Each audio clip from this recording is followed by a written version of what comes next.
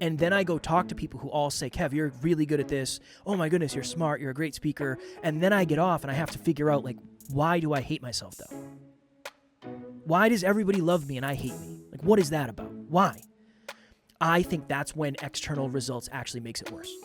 Everything's a paradox, and every piece of advice that you want is most likely not as good for you. And unfortunately, we all live in an echo chamber of what we want. So if you love affirming advice, what you need is, listen, nope. If you love nope, you actually might need a little more affirming advice.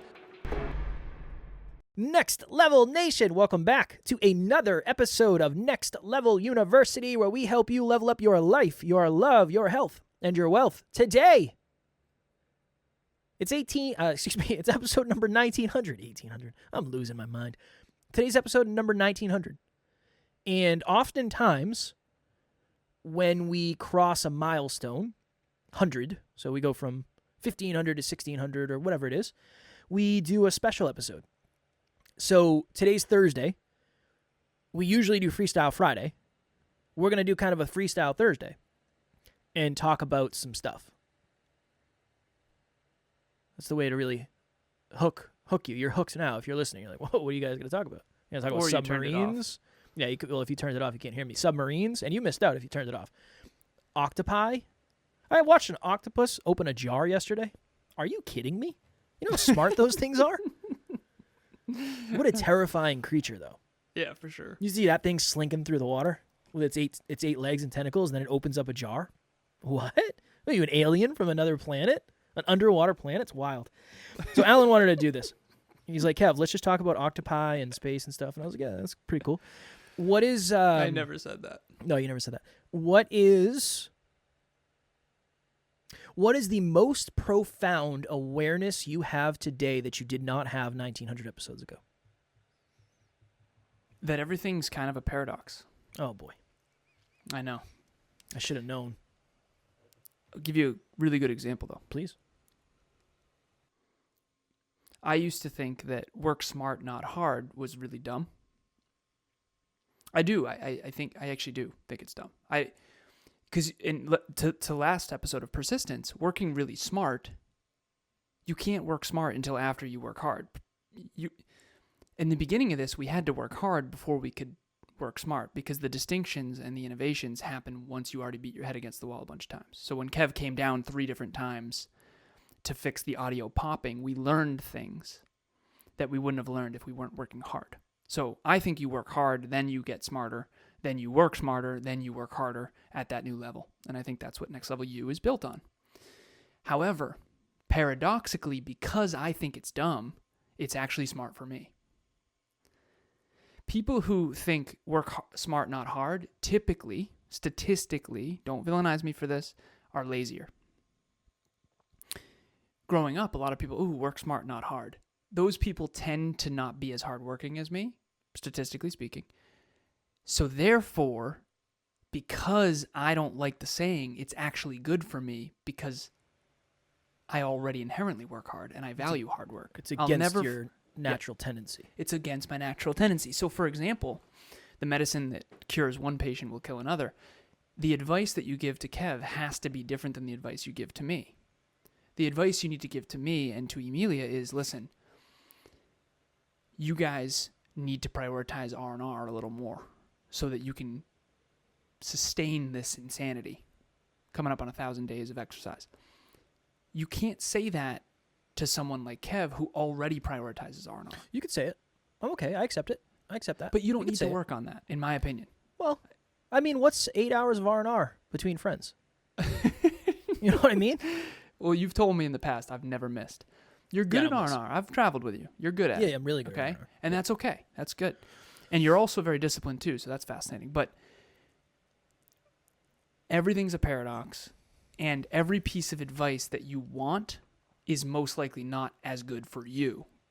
And unfortunately, we all live in an echo chamber of what we want. So if you love affirming advice, what you need is, listen, nope. If you love nope, you actually might need a little more affirming advice. Let me give you one more example. I always thought self-love was too fluffy. Dude, what I really needed was self-love. I needed self-acceptance and self-love. Because we did an episode one time, Kevin and I, on self-acceptance, then self-improvement. What I unconsciously did was, okay, I don't like that about myself. Let me go try to change myself. Instead of what I now recommend, which is accept who you are for who you are, and then grow and appreciate that and improve that. And so, of course, someone who thinks self-love is too fluffy is the one who actually needs it. Right. You know, I used to want coaches and mentors. What I really needed was a therapist. You used to have a therapist and want a therapist. What you really needed was a coach and a mentor. You want to talk about the inner world. I want to talk about success. I needed to work on the inner world. You desperately, with love, needed to learn success. Why don't you say you desperately needed to work on the inner work? You know what I mean? Why? I did desperately need Okay, to. well, say it. You know, Yeah, you could say yeah, it you with could your say it. words. With your words, you could say it. But no, yeah, that's true. Whenever Kevin is triggered, usually I'm in my comfort zone. Whenever I'm triggered, he's usually in his comfort zone. We'll go out and get off a group coaching session, and you'll be like, dude, I'm fine. And I'll be super triggered and all red. Like the last episode, that was super in my comfort zone. I remember what we talked about. Persistence. Drive. Roadblocks. Yeah. Yeah, for you, you were a little uncomfortable because you don't want to be toxic. I'm afraid of being toxic. Yeah. Yeah, I'm afraid. Yes. The thing for me is I want to be the type of person that I needed, and the type I wouldn't have listened to that. I wouldn't listen to somebody who's toxic. That's all I mean by that. But you would have. I think you would have listened to you. I don't think you would have listened to me, which is ironic. That's exactly my point. I would have challenged you to a physical duel probably. Like, most look likely, at this guy. What you really needed was someone like me, a mentor to guide you and help you. Well, what if, hypothetically, paradoxically, transcontinentally, across the continents even, what you villainize is what you need the most. Yeah. Unless it's something toxic, right? I villainize. Yeah. Mm-hmm. So there's a lot of things I villainize that I don't need more of, for sure. But if Can you give us an example of what you villainized when you were younger that you actually needed? Or would have benefited you rather than boundaries. I villainize people who are like really set on this is what I will accept and this is what I will not accept. Because it was always like, who the hell do you think you are? I mean, what do you... Just well, the level some of those people weren't entitled, right? Well, I think with everything, it's going to be that way. Because very easily I could say there's probably many humans in the world that villainize money and are struggling with money. But that doesn't mean everybody who has money is not worth villainizing. Yeah. You can't say just because, right? So yeah, there are many villains with money, but money isn't the villain. And there's many villains without money. Absolutely. There's just as many villains. More, maybe. I don't know. Yeah, I don't know. I can't say that. Yeah. I don't know. I feel comfortable saying there's just as many villains without money as there are with money. Because there's probably more villains without money because statistically more people have less money on the bell curve. Yeah. I don't want anyone to villainize me for that. But what I meant by that is if you're going off of a statistical average, so the average income in the U.S. is $68,000. I looked it up recently because one of my clients just crossed it. And that's actually globally very, very high, but the cost of living is more, so it's a whole thing. But ultimately, there's more people on the bottom. There's more actors and actresses that are not multimillionaires than there are. Right. So I didn't want to come off wrong on that. No, I think that's in statistics. So. I think that's a good explanation. Yeah, if you took a group of 100 people, how many of them, but just random people off the streets of the U.S., how many of them make more than $1 million a year? Maybe one. Maybe one, right? Yeah. So yeah, understandable. This is my thought. Now more than ever, I am of the firm belief that nothing external is going to fix internal voids. And here's why. The way I went on a podcast yesterday, and they were like, why did you decide to come on to this podcast? You're so successful in this. I said, I'm not as successful as you think I am. I'm not. I'm not nearly whatever level of success you think I have, you need to divide it by like 20. Because it's not what you think it is. No one says that. I love it. But I love it. Divide it by 10. Divide it by 10. It's the inverse 10 law. Whatever you think of me, you need to multiply it by about 100. You know what I mean? That's what it really is. Wait, you guys aren't paying me to be here? I thought I was going to get a check for this. I can see how that would mess with you, though. I can see how we've talked a lot, and I don't know, this isn't like a medical diagnosis, but we've talked a lot in the past about how some of the most successful people in the world, unfortunately, take their own lives. And you imagine from that perspective and say, if I was the lead singer of Linkin Park, one of the most successful rock bands of all time, huge fan base, right? Like touring the world famous, everything you could ever want. How could you ever even think of that? I don't know, because I've never been in that specific position. But I imagine what I would feel like if I had all the results that everybody thought they wanted, and they also expected that I felt a certain way about myself when I didn't. And then it's always this weird delta between the way people treat you and the way you think about yourself. And that, it was, again, I've never had a moment like, I'm not Chester Bennington, R.I.P. I'm not that level of anything. Talented, successful, none of that. But it was interesting when they said that. You're so successful and you're this and you're this. And it's like, you could easily get lost in that. And then, but I'm always thinking, I'm not nearly as successful as you think I am. And my life is really hard in a good way. Privilege pressure. But my life isn't what you think it is. So you said that external results do not fix internal voids. Yes. Do you believe that solving internal voids can bring external success? Yeah. That's I'm willing to bet. Yeah, inside out versus outside in. Yeah. 100%. Yeah, 100%. I'm conscious enough to get off of that episode with them and not accept what they say of me to be facts.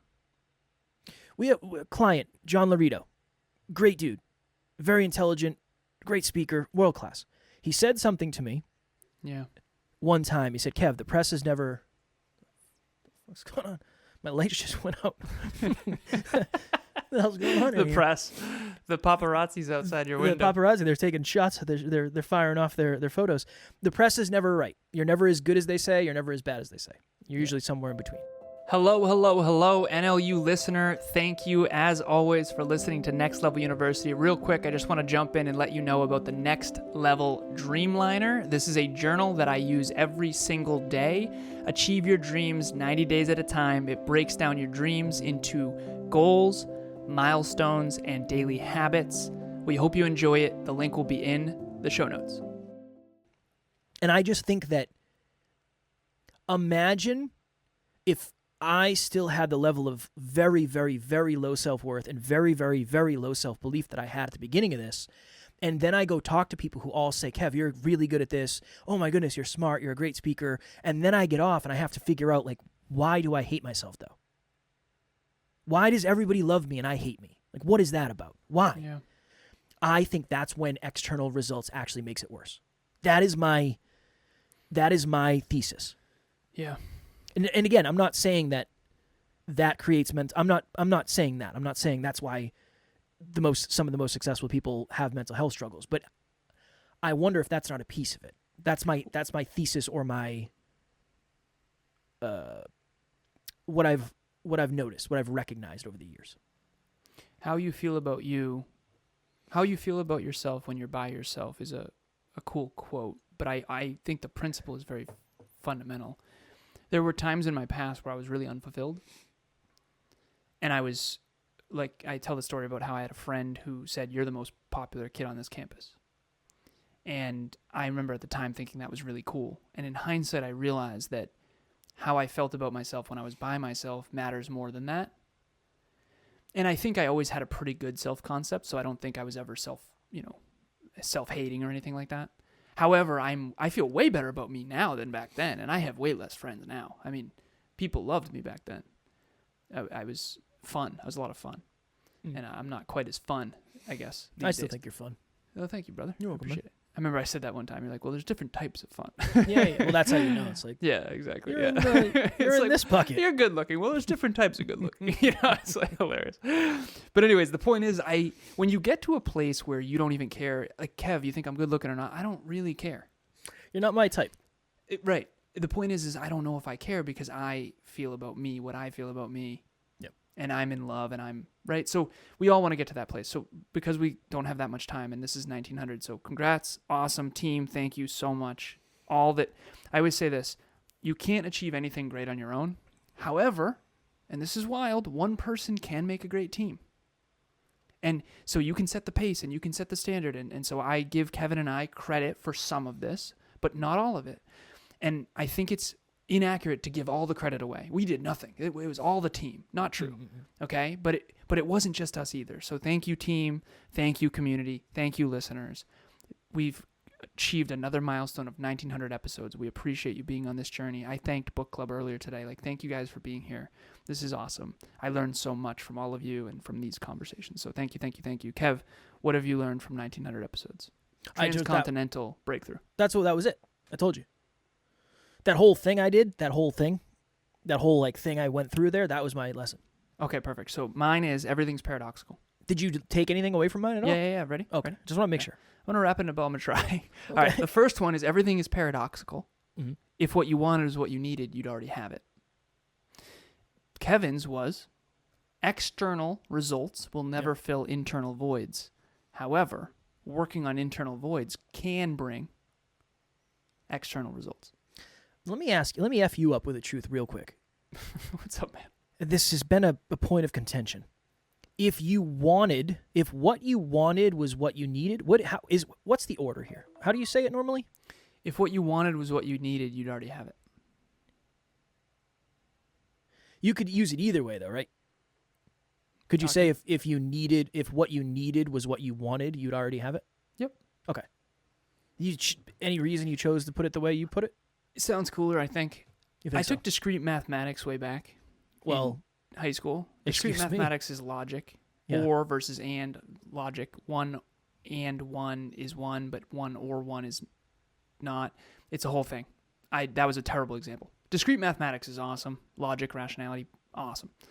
However, if what you wanted was what you needed, you'd already have it because you'd be looking for it rather than avoiding it. Maybe that's better. I still hate it.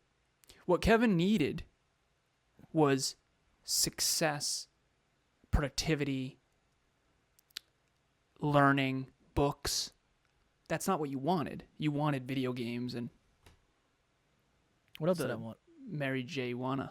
Oh, how dare you. It's true, though. Yeah, no, it's factual, yeah.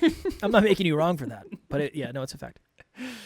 What you needed was books. What you wanted was a little Mary Jane. Well, why can't you I can read books about Mary Jane. You can. I don't know how much it would help. Which will get you somewhere depending on what industry you're in. If you want to open your own dispensary, I would say that's the way to do it, but I don't think that's in the business plan for us. No. Yeah, 1,900 episodes. For me, the next one's 2,000. When we get to 2,000, I don't know. Maybe I'll get some fireworks and light them off in the studio or something. I don't know. I'm super. Apparently, you're already doing that. Yeah, it seems that way. But I second what Alan said. What I tell people all the time is there's so many people behind the scenes that you don't ever have the privilege of seeing that make it possible for Alan and I to be seen as much as we are. Mm-hmm. And I appreciate you all so very much. We have best team in the world. Heart-driven, core values, core beliefs, core aspirations. Best team in the world. Best it's ever been by far. Thank you all so much for coming on this magnificent journey with us. It is compounding, and the impact we're having and the how much we're learning together and individually is amazing. Even one of the team members reached out recently, just said it's such a privilege to not only produce these shows, Conscious Couples and NLU, but to learn from them. I appreciate that very much. Same. I appreciate that. I'm not on Conscious Couples, but I appreciate it about NLU. Is what it's I'll solid. say. This is my. I can't say it's question. better than NLU, but it is solid. If you said that, we'd have to duel. Of course not.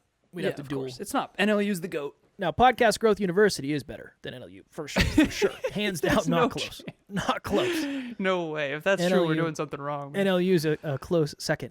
This would be my takeaway for all the amazing NLU family members. What is the number one thing you've learned over the last, let's say, 7 years? I know we're coming up on 8, but we'll say 7, because we're not there yet. We'll say 8. What's the number one lesson you've learned in the last 8 years? Because that's essentially what we're saying. For me, that's the number one lesson I've learned in the last 8 years. And that's what Alan is saying. So if you choose to sit down and reflect on that, you can reach out to us, let us know. Send it to us. Yeah, send it. Please. You can comment below on whatever platform, on YouTube. You can send it to us on social media, all that happy jazz. And if it's something Kevin said, just keep it to yourself. You can message me privately. You can message me that privately. Don't worry about that. If you have been with us for any length of time, I can't imagine a human who has consumed all 1,900 episodes. If so, I'm sorry for the first 1,300 probably. At least the first 1,000. I'm sorry, and you are a trooper. If you have not yet subscribed, because we're not stopping this anytime soon. 1,900, we're going to keep going. We're just going to keep going forever until we can't do it anymore. So if you never want to miss an episode, make sure you're subscribed on whatever podcast platform you're listening on / watching on. Maybe it's Spotify. And if you're watching us on YouTube, make sure you are subscribed there so you never miss an opportunity to get to the next level. I had someone reach out earlier today and say, I've been catching up on NLU lately, and she said a bunch of stuff. So if anyone is out there and maybe you've listened to 100 episodes or 200 or 500, reach out to Kevin and I. We love, love, love meeting our listeners. Please reach out. If you don't know us, we want to know you.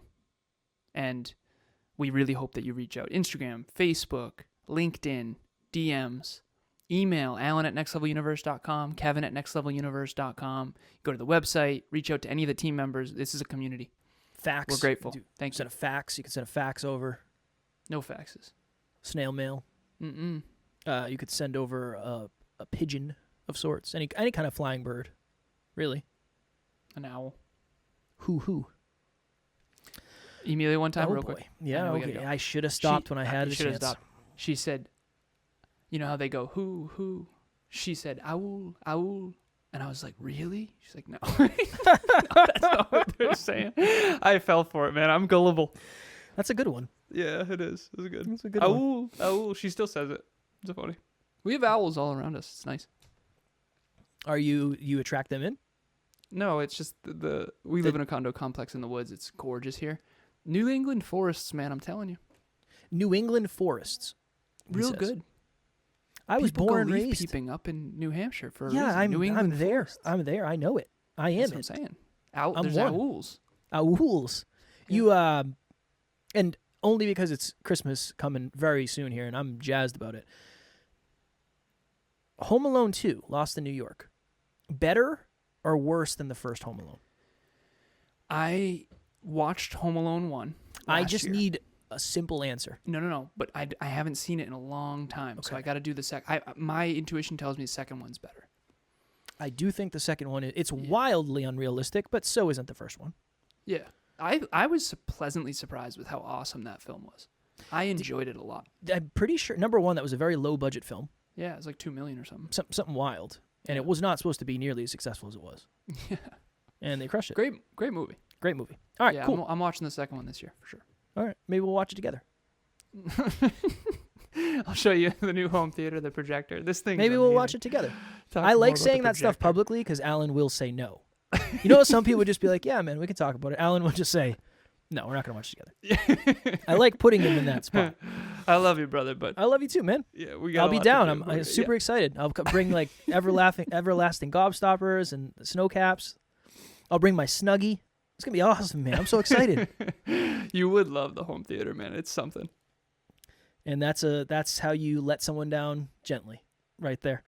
As always, we love you. We appreciate you. Grateful for each and every one of you. And at NLU, we do not have fans. We have family. We will talk to you all tomorrow. Talk to you soon.